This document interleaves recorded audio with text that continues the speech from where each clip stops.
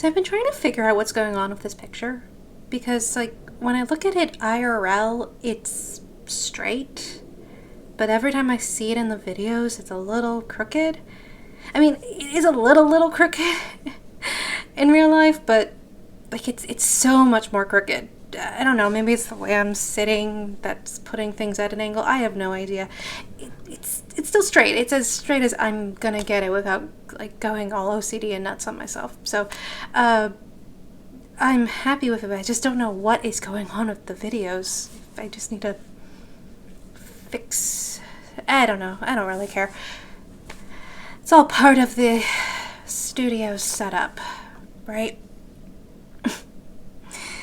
Anyway, last video I touched on something. Well, I was lambasting my friend, and I'm really hoping that he lets me edit now.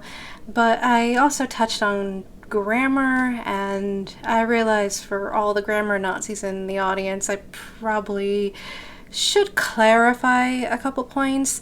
Also because, like, I've done videos about editing and stuff, and I've touched on grammar, but I've never done a dedicated grammar video, so let's do it. Let's talk about grammar. And why does everyone get so hung up on grammar? Yeah, and from what I can tell personally, like what I see out in the wild, is that you kind of get two types of people of grammar. You get like the grammar Nazis, and you get people who actually know what they're talking about with grammar. And I say this because I grew up with people who were legitimate grammar nerds, who really knew their stuff, and my grammar teacher from like 3rd through 8th grade, complicated school situation, don't ask. I mean, she was so meticulous about grammar, but she never made us feel crappy about our grammar. She just taught us how to naturally intuit how to use commas properly. And when I got to high school, I had an English teacher who had a rule that she would never give an A+ unless you got 100%. And I was the second student of hers who got that 100%. And there was one time where she was like, you almost had it, like I turned in a rough draft of a paper, but you made one mistake, right? And so my grammar for the most part was okay, like not to the crazy standards of my original grammar teacher, like she could do no wrong when it came to grammar, but it was passable to the point where most people wouldn't notice mistakes I was making until I got to college. And then in college, I got torn apart for my grammar. And I've revisited some of these college papers recently and was like, it wasn't that bad. Like, it wasn't anything to get hung up about. And then I realized that's where the grammar Nazi comes in. And the grammar Nazi, if I can even say that word, I'm just going to keep saying grammar Nazi, sorry. The grammar Nazi is the person who knows enough grammar that they think they're an expert, but from what I have seen and what I've personally had done to me, no, you're not. Like, look, I've read Strunk and White several times, and Strunk and White is, for the most part, what I would consider like the Bible of grammar. It's tiny, right? And what I keep noticing in Strunk and White is when I read it, I can go, yes, I understand and I can pick this up. But then when I go to write, I'll start to run into situations where it's like, okay, this is not entirely as clear cut as you would want it to be. And that's the secret to grammar at the end of the day, is that if you can't really intuit it, then you probably need to restructure your sentence a little bit. And when you start to get into this like really technical nitty-gritty stuff, you do start to sound inhuman. And so is grammar important? 100%. We need grammar. But that being said, most books, if they're well written, they will have some stylistic choices that not everyone would agree with, to are going to have mistakes because that is what it is to be human and to err. And I'm going to say this, when I put my books through AI, the AI made more grammatical mistakes than I did. The AI is actually really imperfect and bad, especially because most of what it's learning off of is crap online. And then what I've seen from a lot of people's for-hire editors on the internet and crap is that they think they know grammar, they don't. And I think this goes back to you don't know how to read and you don't know all that crap and all the blah, blah, blah, blah, right? We were not taught how to do this properly. When you are taught to do this properly, it is instinctual. You will make mistakes because some of these grammar rules, especially with the commas, get a little bit funky, and then you kind of have to make decisions for yourself, and some people are not going to like those decisions you make and call them errors when they're technically not. And then again, you're going to miss the commas, you're going to miss the punctuation, you're going to miss things that you don't realize you're missing, especially if you're only editing on the computer. I've said this with the Kindle stuff. You miss so much when you're reading on a screen. So one of the things I would suggest, by the way, when you go to edit your grammar is you need to print your book. And I don't just mean at Kinko's or FedEx, whatever. I actually used to work at FedEx, but yeah. I mean, one of your prototypes. This is why I use Lulu, by the way, because Lulu lets you do as many of these prototypes as you want before you actually publish, okay? Is you take your first prototype and you take a red pen and you just go over it. And you'll see so much that you miss on the screen, like things that you feel like an idiot for having missed. I actually did that with the Chaos Child. So there's like technically a second edition, although it's the same ISBN because we've discussed that, where I just hadn't actually looked at it physically. I had gone to print, and then when I read it, I was like cringing at all the mistakes I had made, so I gave myself another chance at it. Is it perfect? No, there's still grammar mistakes in there. Same with the Private Ford Rayburn, same with whatever comes next. And by the way, there are grammar mistakes in the trad published books as well, and some of them are more egregious than just a stray comma that doesn't belong there, okay? Like, as I said in the last video, I was reading The Cuckoo's Calling, which, Galbraith, but it's actually by J.K. Rowling. They let her get away with so many semicolons that I was being driven nuts reading this, going like, what the heck? No one needs to use this many semicolons.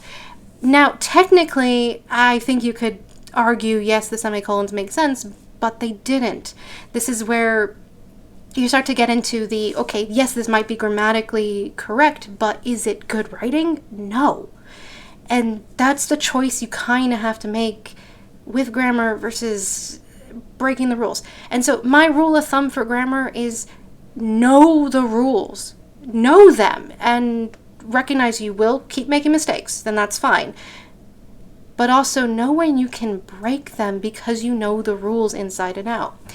And there was an example of this where it was like very obvious that you have to know the grammar rules. There was a book published in the 50s, which was called Last Exit to Brooklyn. And I bring up this one because this was a book that was written by someone who very, very obviously was published because he was a gimmick writer. It is grammatically a mess. The whole book is just messy from start to finish, and it's about transvestites and hookers and the seedy underbelly of Brooklyn, New York in the 50s. Yeah. Published in the 50s too, by the way, so you guys will talk about that at some point.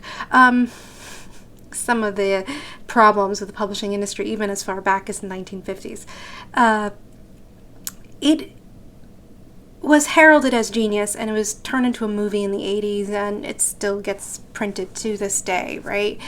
It the writer didn't know his grammar, didn't know anything, and this exists. I read it, got through it for the most part, mostly because I was waiting for it to be more than it was, I think. And I was getting annoyed because I was annoyed with all these grammar mistakes that they just let slide, that they were refusing to fix because it was genius. No, it was a gimmick, and they knew it was a gimmick, and they were pretty much exploiting this person. And so that's something where you know how they say, like, you have to be a really good singer to sing badly, purposefully, in such a way that people will listen but not be annoyed?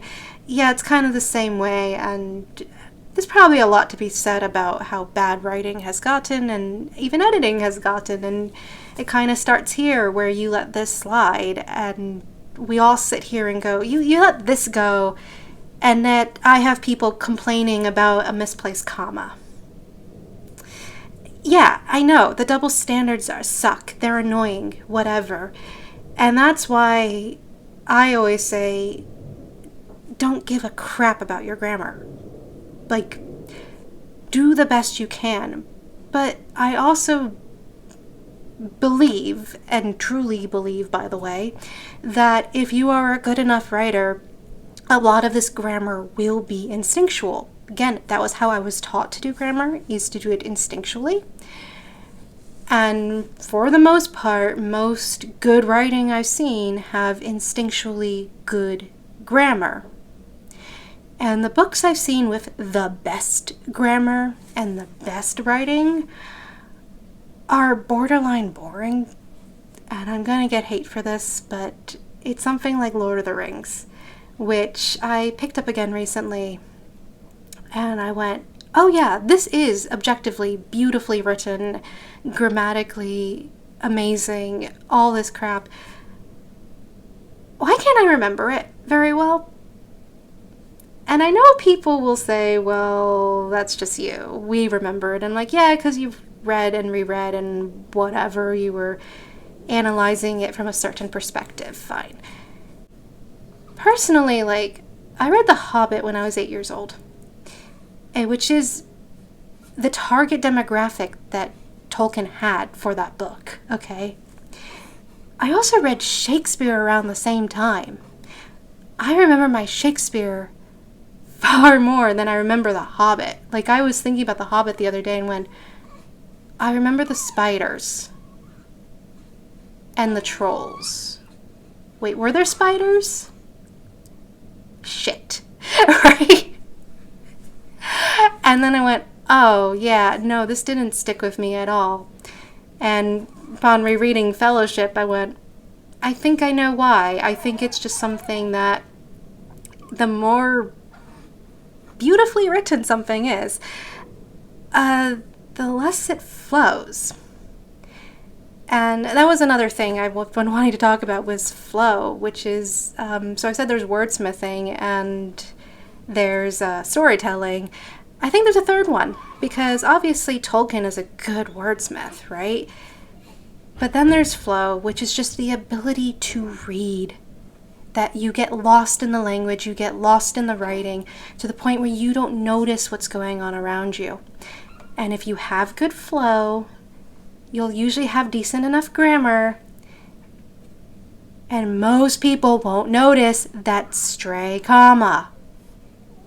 And the people who do, I always want to say, like, get off your high horse, okay?